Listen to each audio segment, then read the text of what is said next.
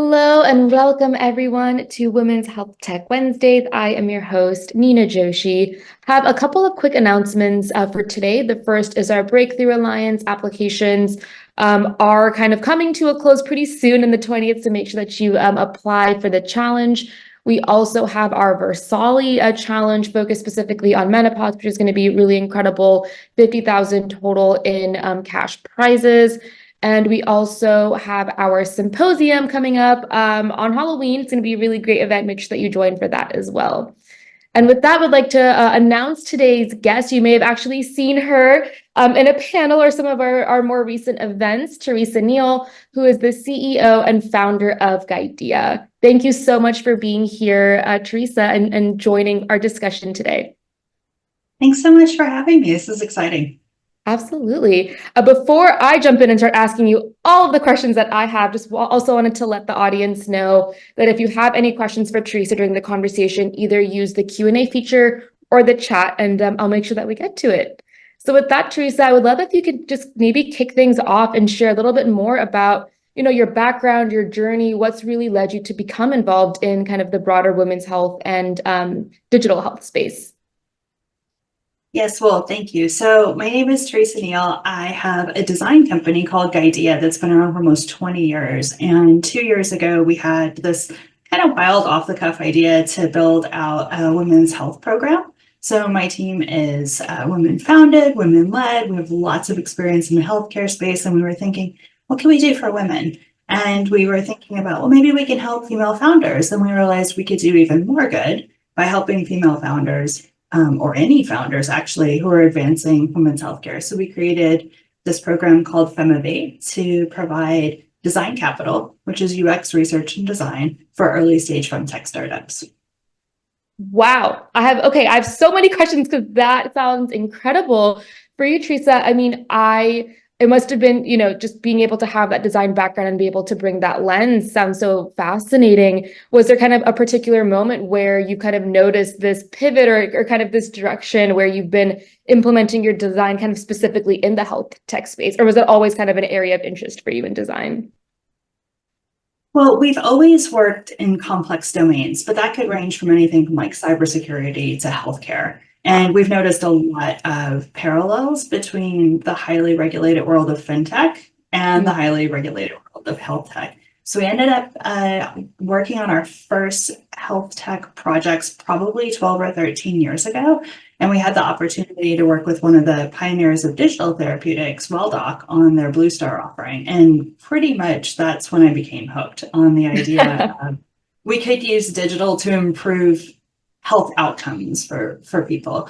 But it was really in June of 2022 when we started thinking about doing things for women's health that we dove in and spoke to all of these founders that applied for our program and realized how many areas of women's health needed help. It's not just, cycle tracking tools, or it's not just, breast health. There's really many, many verticals within women's health that need focus and attention, and even things that aren't specific to women but disproportionately affect women, like cardiovascular care, autoimmune conditions, dementia.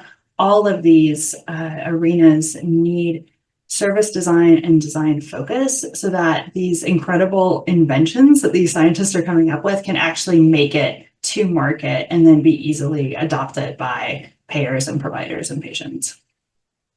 That is incredible. Can you tell us a little bit more about Guidea, about the work that you do, the type of work that you do, some of the services, all of that? Because I'm so curious. I mean, you have such an incredible lens, like you said, on really the forefront of innovation. So I'd love if you could share with us a little bit more about all of the incredible work that you're doing.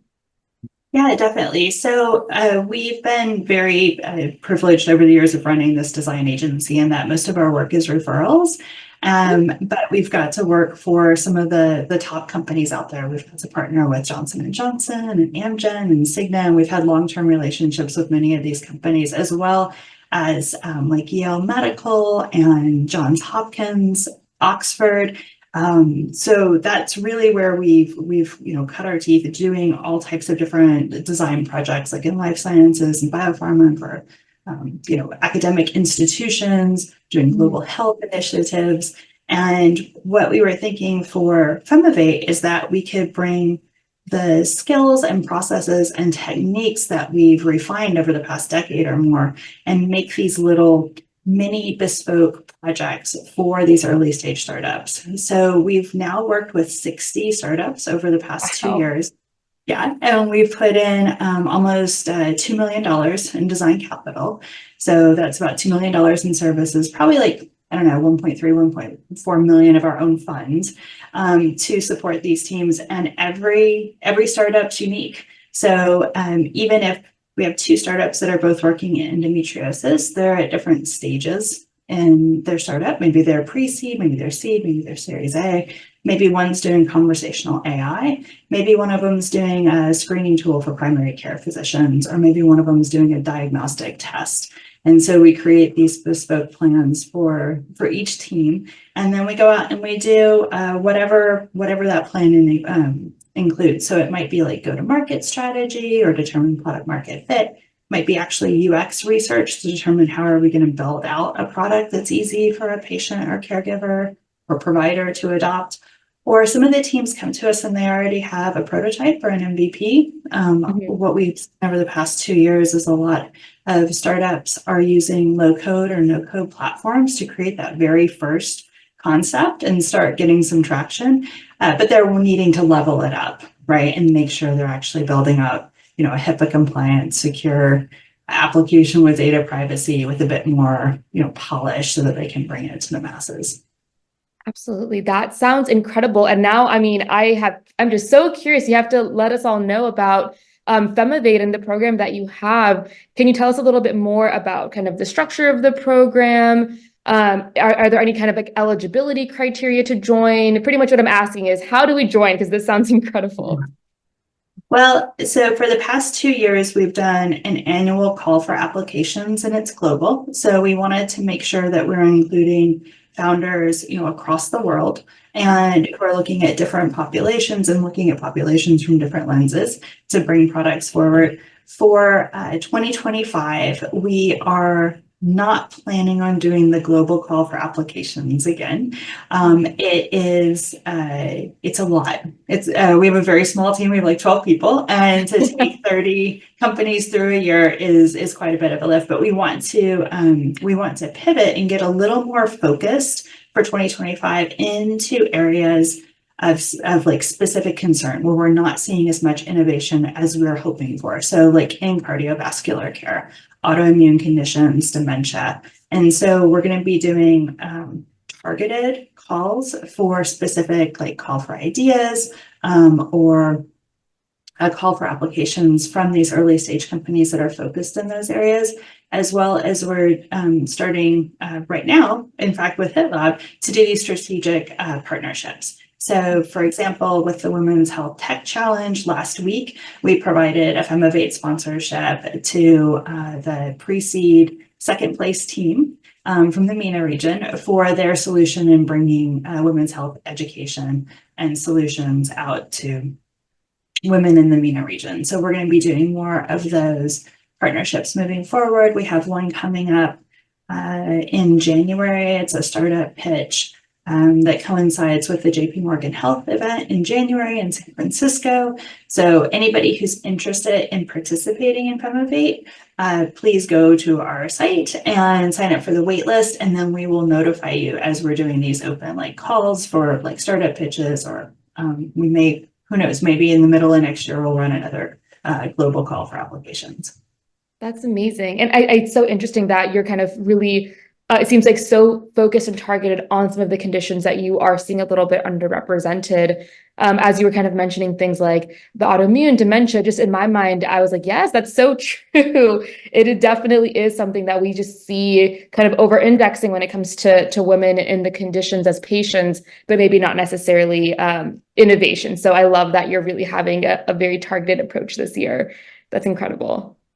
And we do look to support pre-seed and seed stage companies. I realize you asked that. So what we're seeing is there are so many really fantastic innovators, inventors, entrepreneurs who are just not getting traction. I mean, we all know that VC funding for female founders is low. And of course, not all femtech founders are women.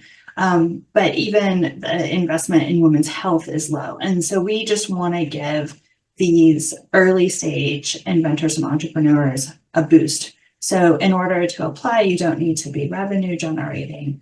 You don't need to already have a commercially viable product. You need to be past the I have an idea stage and have done a competitive analysis and have done some market research and have an idea of what you're bringing to market.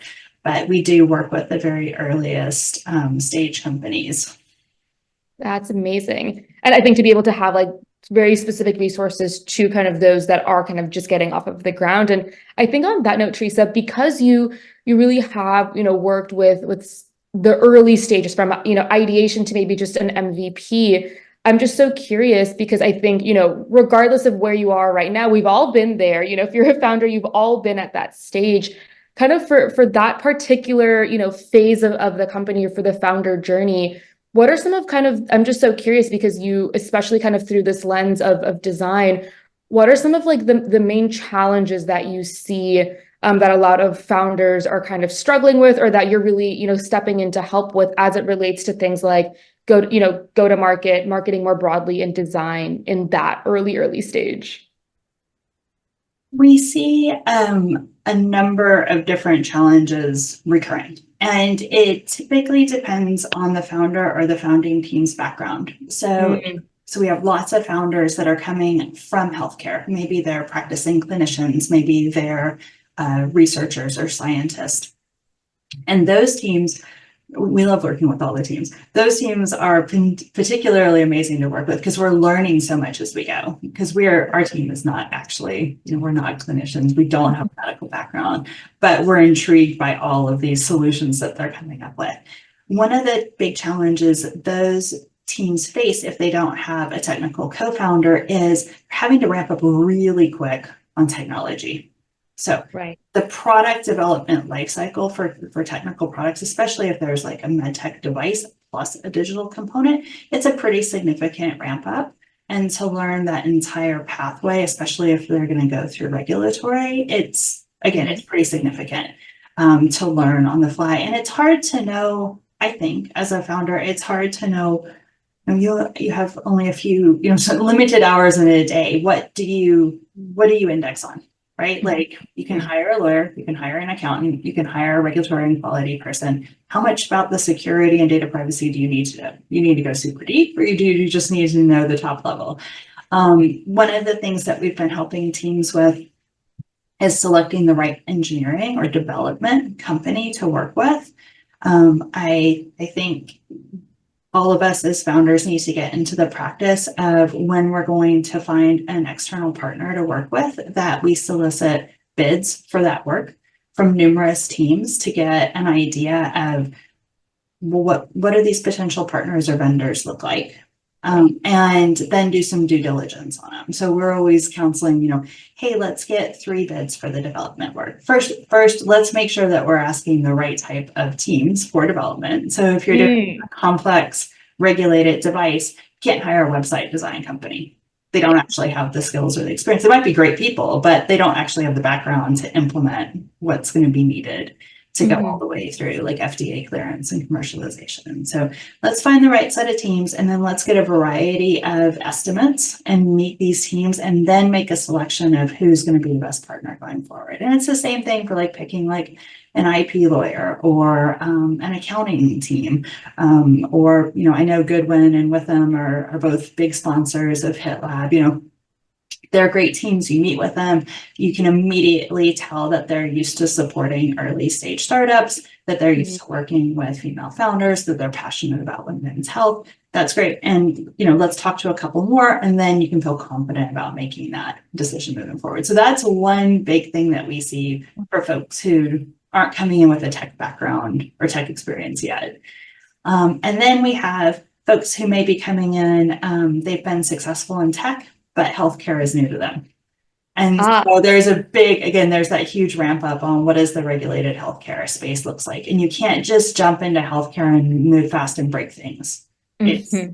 You break things, you break people, Yeah. humans, and it's highly regulated. So it's about, kind of shifting that perspective of, tech, you just jump in, ship an MVP, iterate and refine. And it takes just it's a bit different moving into the healthcare space. So those are the kind of the two biggest challenges we see. 100%. And I like that it is so interesting when you have, I think those two sides of the coins are that like the clinical and the tech, and how it really is kind of finding both of them and be able to have that partnership. And I also like, Theresa, that you were talking a little bit about some of the things that you look for, because that, I think you stole my question right out of me, because I wanted to know, when you are engaging with outside vendors for things that are very important, right? Like legal, regulatory, tech, all of that. What are some of the things that early stage founders should be looking for? So I like that you mentioned like experience with earlier stage companies as kind of, so that's a good thing to kind of probe and look for. Are there any other kind of things that you would suggest, kind of making sure that there's like very clear alignment on, or what that you would kind of prioritize when it comes to your vendors as an early stage founder? This might be a controversial recommendation, but I'm going to say it anyway. Love it.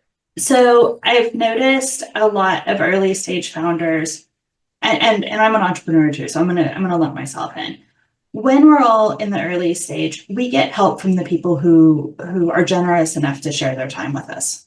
Mm-hmm. And so we may have advisors that they're absolutely doing their best, but maybe they aren't actually well versed in tech, right? Or this is maybe their first time advising a startup. So I'm seeing this a lot where founders are pulling in maybe an uncle, a cousin, a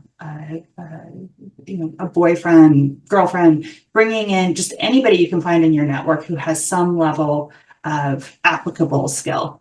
Right. When these folks make a recommendation of who to hire, even though you trust them because they're your advisors, you should still do due diligence. And that's the one thing that I would put out, because we'll have a lot of teams come to us and they're like, well, our advisor said use this team. And I was like, okay. And I'm sure they offered that recommendation in goodwill. But again, like maybe they're recommending a website design team and we need to bring a surgical device to market. And so although it was offered in, good faith and it was nice to make that recommendation, it's not actually a qualified company for the needs that need to be met. So I guess my recommendation is love your advisors, really appreciate their support, but an advisor giving you a referral or recommendation doesn't mean your responsibility for due diligence of selecting a vendor's over. It's still worth investigating and finding some other companies and getting competitive bids. That's really good advice. Thank you for sharing all of that with us, Theresa. I kind of also wanted to ask you too, since the work that you all do, like Guidea, is very comprehensive. I know one of the things that you were mentioning that you also kind of provide is some of the UX capital and kind of some of those design elements as well. And I'm also so curious because, like you mentioned, you see scientists, clinicians, innovators all kind of coming in with an incredible product that may do a lot when it comes to, clinical outcomes or helping the patient. But if they're not using it, if they're not adhering to it, of course, it's such a missed opportunity. So are there kind of any insights or experiences or wisdoms that you can share when it comes to, thinking about how to design something, with the patient in mind that will kind of help allow for that type of adherence?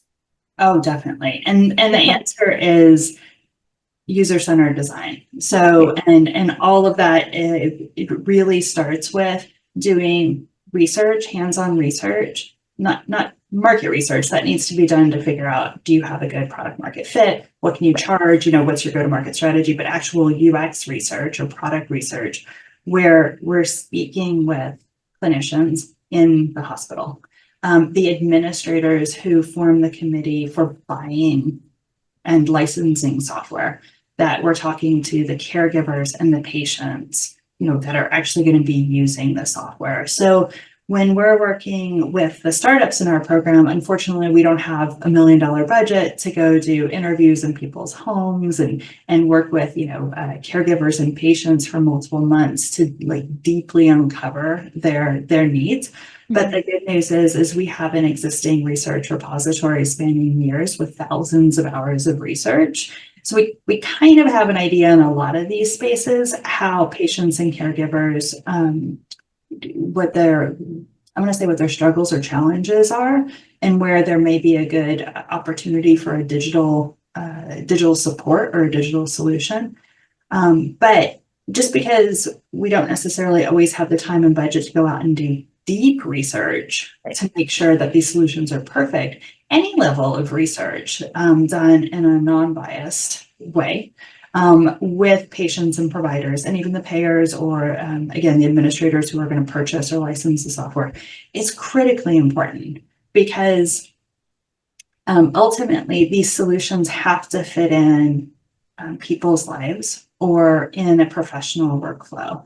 And frequently we find that although it seems like a great idea, or maybe this is a great piece of tech, when you start looking at providers in an ER or providers in a private practice or in an OR, they already have so much technology. And they're not sitting there waiting, hoping for one more piece of tech to show up and save them. Right. And so we'll get this initial resistance, even if it's a great life-saving device. We need to figure out how do we put it into the provider's workflow in a way that reduces any type of friction or barrier for adoption.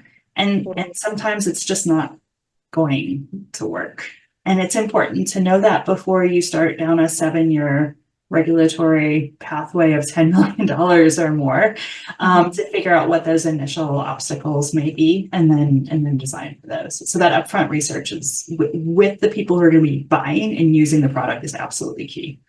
100%. And I really like how you're really centered and having it really be focused around the end users, the purchasers, like what really matters to them. And you brought up a really good point, Theresa, about some of the barriers and kind of what you've noticed. And, in a vacuum, it's amazing, but in real life and the craziness that is real life, using a product can be very different. And I like how you mentioned some of the barriers that you've seen on the provider side with all of the other, million things that they have going on. Are there any kind of barriers? And I'm sure there's, there's so many for everything, but are there any barriers that are kind of top of mind for you right now that you see on the patient side that founders should just have an awareness of? Yes. So everybody is excited right now about conversational AI and Gen AI. And so we meet dozens or more founders a month who are like, I just want to make a dock in the pocket, right? I just want to have this tool that people can keep in their pocket and they can ask any question about any health issue at any time. And no doubt we will someday be at that point where all generations are really comfortable just talking to their phone and asking a question, having Gen AI come back. But right now, there may be a bit of a lift in doing that or getting maybe, let's say, an older generation comfortable with that. And there may also be a lift even with the younger generation of making sure that everybody feels comfortable about data privacy. So there's going to be different barriers for different generations, different socioeconomic groups, different conditions that may change how you want to design a solution for adoption. And so, and you may have different adoption between, let's say, men or women, or whether you're using this product for like me as a caregiver for my elderly mother or me as a caregiver for my younger children. What I'm comfortable sharing may change in that situation.